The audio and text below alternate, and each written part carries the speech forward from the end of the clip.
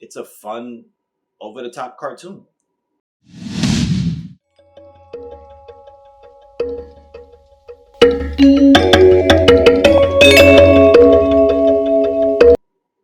Hello, welcome to Just My Thoughts. I'm your host Khaleel Ward. On this episode, I'll be talking about Fast and Furious Spy Racers, Season 5, South Pacific. That's where this season takes place.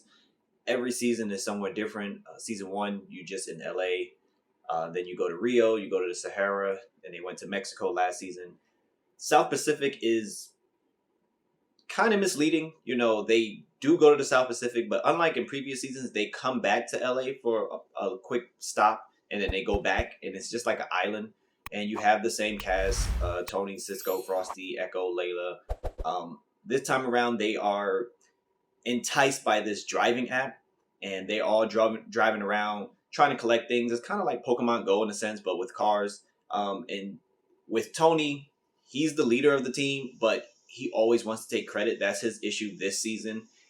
He's not understanding the team again. He always wants to be first. He wants the most credit. He wants the spotlight, and it rubs the team the wrong way a little bit.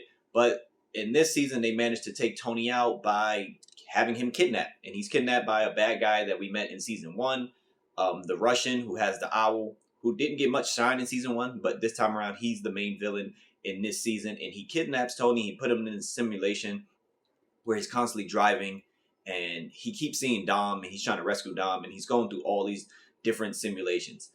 With Tony out of the picture, Cisco, for the most part, gets the most shine amongst the others, because like every season in this show, they do something over the top, crazy, flying cars and jumping out of cars into planes and stuff like that. This time around, they go into the water, and first they have an aerial battle with their spy planes, and then they're in the water getting away from the Russian, and Cisco plays this like submarine game, and he knows everything about submarines, so he's technically the leader when they end up underwater, and he really does his thing. He impresses a lot of people, and the goal for the team this time around is to stop the Russian from trying to launch this virus that destroys a lot of different things.